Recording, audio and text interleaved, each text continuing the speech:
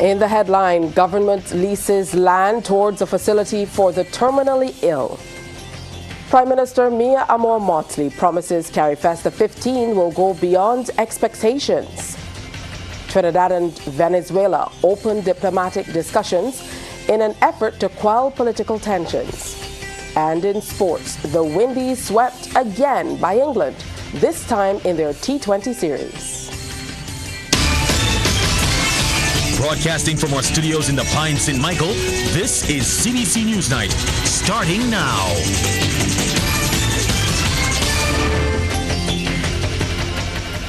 Good evening and welcome. I'm Tisha Hines with the details to the news. Government has approved the lease of 2 acres of land at the Coverley Great House in Christchurch to the Barbados Association of Cancer Advocacy to facilitate the erection of a hospice and palliative care facility for the terminally ill. This parcel of land measures 7,922 square meters over 2 lots and will house 14 people. This was disclosed by Minister of Housing, Lands and Maintenance Dwight Sutherland as he led off debate in the lower house. He has called on the private sector to join them to build out palliative care facilities. This government will continue, Madam Deputy Speaker, to provide support to BACA, and I'm calling to Madam Deputy Speaker this morning that the private sector needs to join with us as a government and other NGOs to ensure that we don't only build one palliative care facility, but we also give BACA the opportunity to go into some other community and have such another facility. And there's a call from Deputy Prime Minister Santia Bradshaw to integrate trained people into the landscape of healthcare treatment towards looking after the elderly in communities. She made the call during her contribution in the lower house to the establishment of a palliative care facility at Coverley. To be able to allow elderly people to remain in place as well. There are different tiers that we must continue to focus on. Palliative care is but one, but I believe that we have a responsibility, particularly in our densely populated communities, to be able to find ways to transition and to transform locations, whether it's housing or old buildings, to be able to allow for people in communities to be able to retrofit spaces. I have several people in St. Michael's Southeast, Madam Deputy Speaker, who don't have these types of healthcare facilities, but they have opened up their homes to elderly persons. Opposition leader Ralph Thorne, however, has a different prescription and suggests that lands at Gemmett's Lane, St. Michael, would have been better equipped for the palliative care facility. Further, Mr. Thorne urges government to pursue a program that meets not only individual ambition, but also the collective interest of Barbadians. He urges the Minister of Housing to give serious consideration to a housing mandate that looks at not only the creation of new estates, but to look back at those places where developments began. Look into those places and advance a progressive program for progressive housing in those spaces that now stand as evidence of physical decay, and to consider that that physical decay is allied to social decay. Minister of Home Affairs and Information Wilfred Abrams is calling for a relook at the certification and pronouncement of death in this country. He made the call during his contribution to the establishment of a palliative care facility in his constituency, recalling a number of scenarios where he had to intervene to get medical personnel at homes following the passing of individuals. Minister Abrams says it is not practical that only 2 or 3 people can pronounce death in this country. There are multiple doctors in Barbados, plenty. If we need to agree and designate more, let's designate more. If we need to put structures around what happens after, let's put the structures around what happens after. But this policy, this practice we have, that only 1 or 2 or 3 people can pronounce death, has to stop. It is torture. It is torture for family members. I wasn't planning to go here, but you know what? We're having a discussion about death. We're having a discussion about easing the transition. We're having a discussion about easing the transition for the affected person, for the terminally ill person. Let's talk about easing the transition for the family members. Emergency personnel were pressed into action this morning in response to a mass casualty accident in Foursquare, St. Philip.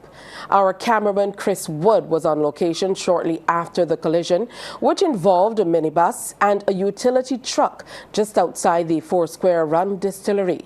CBC understands 20 people were injured, including the truck driver and those on board the minibus. Personnel from the Queen Elizabeth Hospital, the Barbados Ambulance Service, the Barbados Police Service, the Barbados Defence Force, and the Barbados Fire Service responded.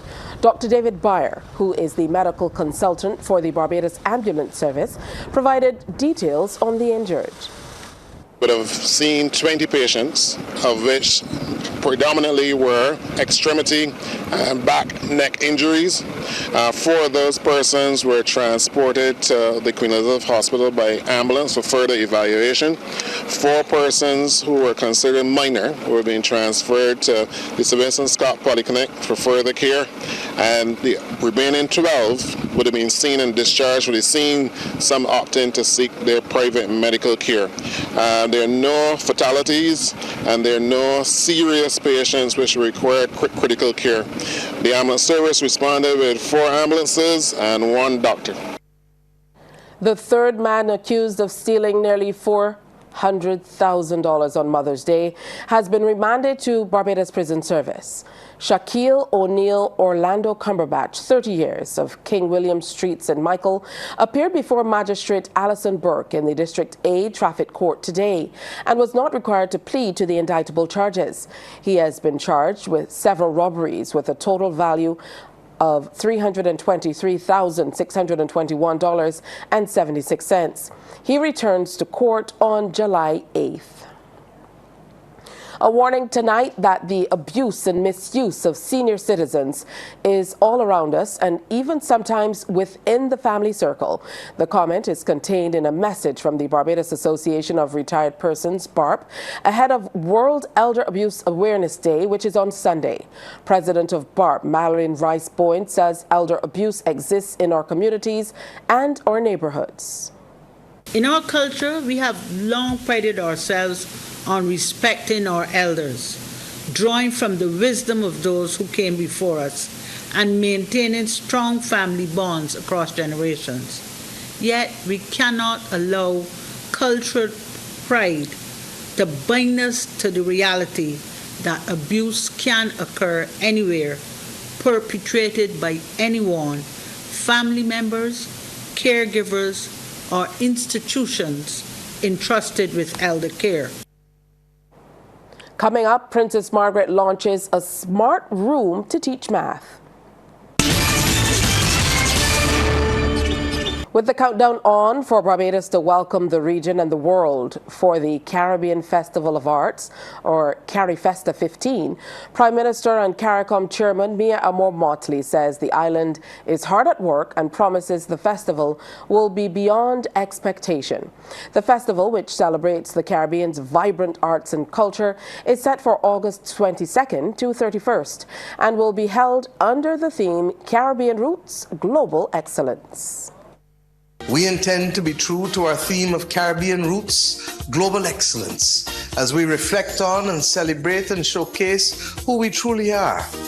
What it will be is the explosive unleashing of the grand reservoir of Caribbean creativity and capacity for celebration. Yes, yes, we have earned this moment, and we must claim it. Carifesta will commemorate where we've come from, where we are at this moment in time, and where we're going on our road to transformation. I want to therefore invite you to join us here in Barbados from August 22nd to August 31st for Carifesta 15. Princess Margaret Secondary School is on its way to becoming a smart school. Today, the school launched a brand new mathematics smart room and announced plans to open an English smart room before the beginning of the 2025 to 2026 school year. Minister of Educational Transformation Chad Blackman, who was present for the opening of the room, which is an initiative spearheaded by the Board of Management, is encouraging other schools to follow suit. Our Anesta Henry was there, and she has that story.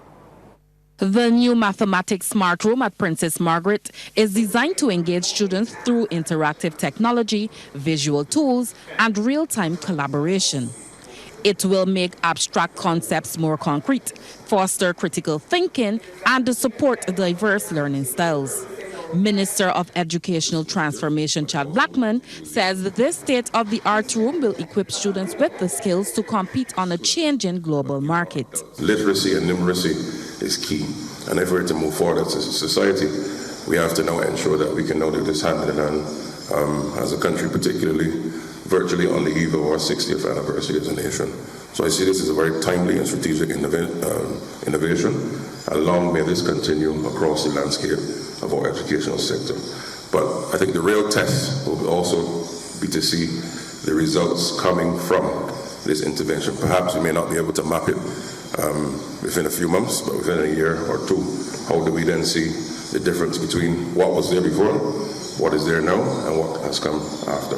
The room was born out of meaningful collaboration between the school's principal and the Board of Management, rooted in challenges seen in the academic journeys of students.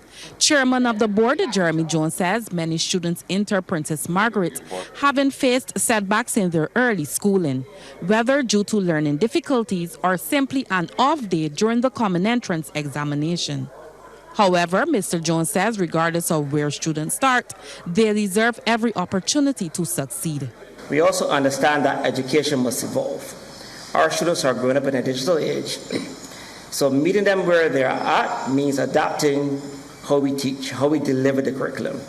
This room integrates not only state-of-the-art tools, but will also include software that supports students with dyslexia and dyscalculia, ensuring that no one is left behind. Principal Veronica Anel Agard says the room will offer teachers dynamic resources to enrich instruction and will open the door for students to have deeper understanding and confidence in problem solving. And for parents and the wider community, it reflects our commitment to the 21st century of education. I want to thank everyone who made it possible. And let's continue to inspire a love for learning, one equation at a time. If all goes according to plan, the 6 Road St. Philip-based institution should have an English smart room in the near future. Anesta Henry, CBC News. The search is on for hidden heroes of the Caribbean. That's the word from officials of CIBC Caribbean Bank at the relaunch of the initiative, which had its genesis 10 years ago. The officials told the media amazing people emerged during the exercise. Our Trevor Thorpe reports. The search is on for hidden heroes across the Caribbean. It is the relaunch of an initiative of the CIBC Caribbean Bank's Unsung Heroes, which had its genesis 10 years ago.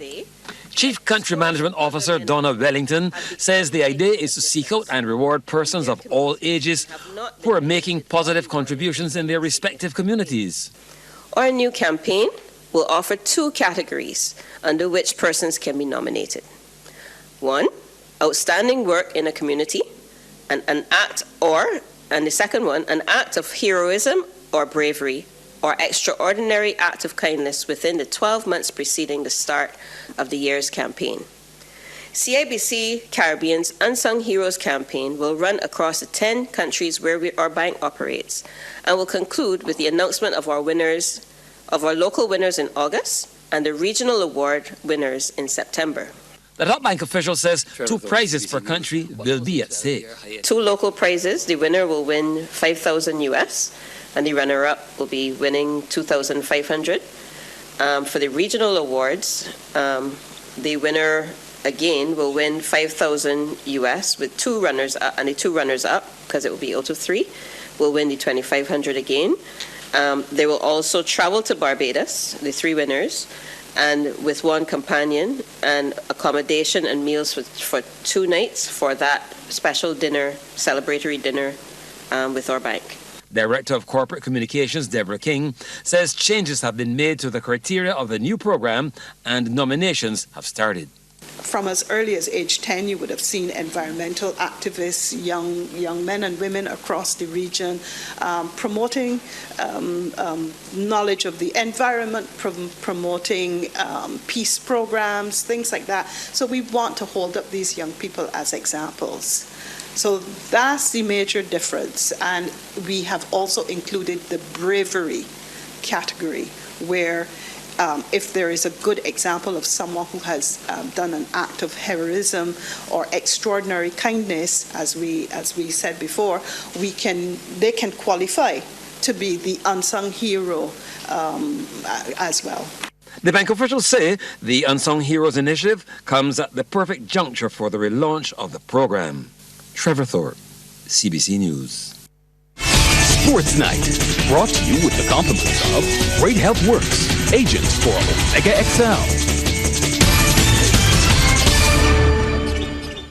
Well, the West Indies have made some bold selections for the upcoming Test series against Australia. ODI vice-captain Brandon King has secured his first call-up, while limited over skipper Shea Hope returns to the Test arena in a 16-man squad announced today. Along with King and Hope, opener John Campbell has been included, along with Casey Carty, while Kevlon Anderson earns a maiden call-up. Additionally, 21-year-old Barbadian Johan Lane, a product of the West Indies Academy, who claimed 63 first-class wickets in 70 matches, joins Anderson Phillip. Phillip recently captured a 5-wicket haul for West Indies A against South Africa A, and both pacers will provide reinforcement in the bowling department.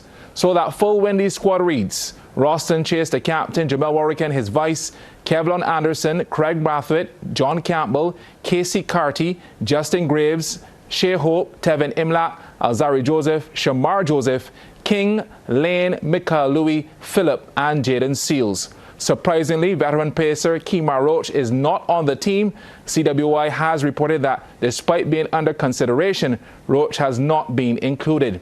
Well, the first test against Australia starts June 25th at Kensington Oval. The Business Report, brought to you by the Youth Entrepreneurship Scheme, a department of the Ministry of Youth and Community Empowerment, supporting young entrepreneurs from idea to enterprise. A new phase of entrepreneurial training was rolled out in Barbados at the weekend. It started at the orientation for students at the Entrepreneurial Development Training Program of the Youth Entrepreneurship Scheme for 2025. Acting Manager Ryan Mosley told the ceremony, which was made up of students, government officials and business people, it is the place for transforming ideas into enterprise. Trevor Thorpe has been following the developments. The acting manager of YES told the audience digital transformation and AI have changed the landscape of business, and the aspirants of the entrepreneurial class must be able to pivot to the new ideas which are confronting the business world today. He said the program comes as the division is celebrating its 30th anniversary. This particular cohort is a very special cohort for YES and for the division. You may not know, but let me give you a little insight. This is the first cohort. We signed an MOU with the UB Global only 3-4 weeks ago, which will hopefully elevate the YES Entrepreneurial Development Training to a level that it has never been at before. We are seeking to do what we call a credentialing project where UB Global will examine and apply some robust structure to our program to bring it in line with their standards. And you, new entrepreneurs, will actually be the first cohort to benefit, and not only benefit, but participate in that process. In remarks bordering on a tutorial address, he told the new cohorts the world is constantly changing and they must be on top of their game. Where we are now, we wasn't in that place a year ago. Things like digital transformation and AI has transformed the landscape of business. And as young persons, we have to be extremely nimble and we have to be very on top of your game when you approach business. Competition will surpass you, so you have to keep on your game.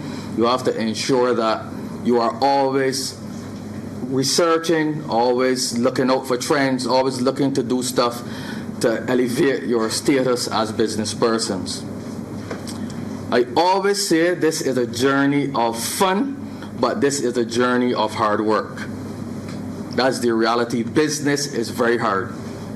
And if anyone here does not believe that, I want to let you know up front that business can be very hard and very lonely sometimes. Mr. Mosley told the new cohorts the business world is tough and called on them to give of their best as they are enrolled at a time of change and the upward movement in their developmental journey. I want to challenge you to stay the course. Yes, we'll do everything it can to ensure that your journey is successful and that opportunities are created for you to blossom, to flourish, to grow, and to really make a difference on the entrepreneurial landscape in Barbados. As I often say yes to yes, and you will be blessed. The Yes official told the gathering it is always an exciting time whenever Yes embarks on a new phase of entrepreneurial development training. He said 21 workshops make up the program, which helps to cement the future of entrepreneurship in Barbados. Trevor Thorne for the Yes Business Report. Ready-to-eat meals have been introduced in Barbados. Executive Director of the Barbados Manufacturers Association, Sharday Boyce, made the revelation during the final day's activity of the Trade and Innovation Exposition, or TIE, at the Garfield Sobers Gymnasium. She said it comes in time for the 2025 Atlantic hurricane season and is part of the BMA's Ration Pack Initiative, one of the high points of the 3-day show formerly called BMEX. The ready-to-eat meals, we really develop these products for the hurricane season and for our emergency officials. Now, we know that during a natural disaster, anything can happen, but we still have to eat. Eating is important to survival. And therefore, we wanted something that persons wouldn't have to put a lot of effort in to prepare. Because when a hurricane comes, your roof goes, there's not much you can do. So the ready-to-eat meals were developed with people in mind. So you can just tear them open and eat them. The BMA official said getting to the public was a major part of the initiative, and the feedback has been good. So we're at the point where we are now mass producing. Yeah, we had the opportunity to taste them here, and the public loved them, but obviously we had to come to market first to get the feedback from the public, because the public is very important. These were developed with the public in mind.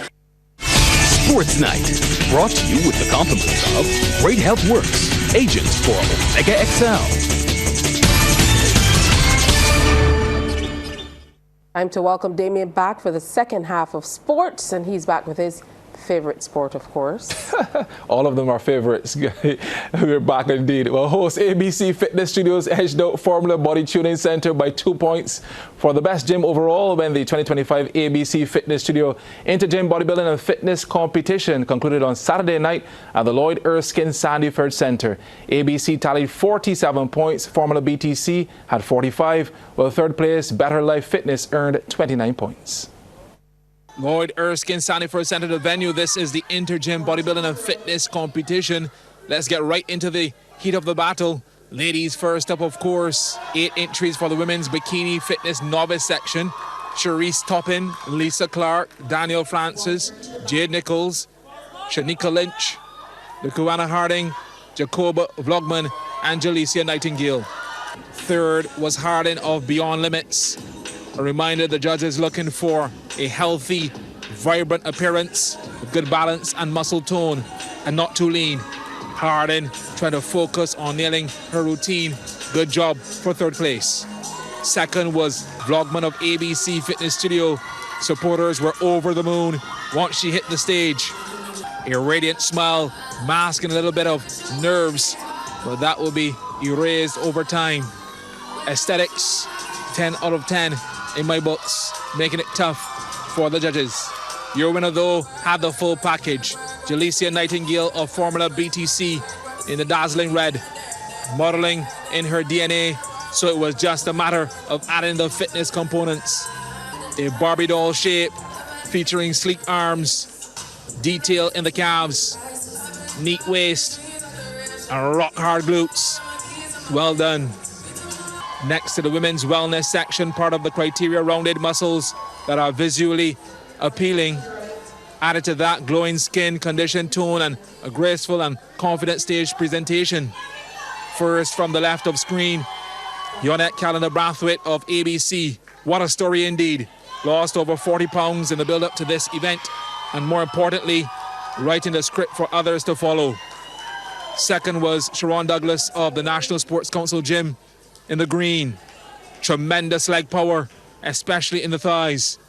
However, would have been marked down in the area of proportion. So the door was left wide open for Carolyn Cox of ABC to step right through. Here, makeup and outfit were the icing on the cake.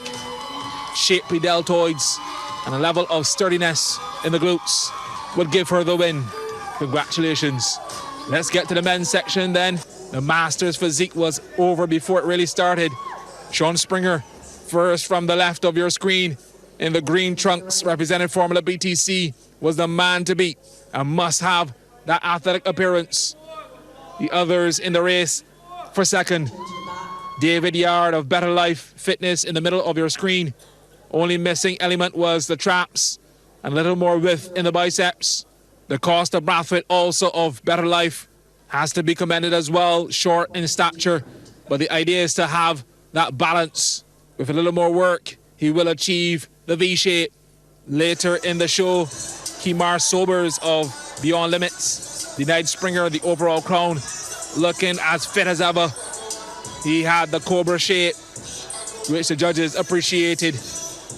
And finally, on our highlights reel, the men's bodybuilding showdown. 4 took the stage by storm. McKelty Clark, Kimar Sobers, Roger Streaks, and Micaiah Gittins.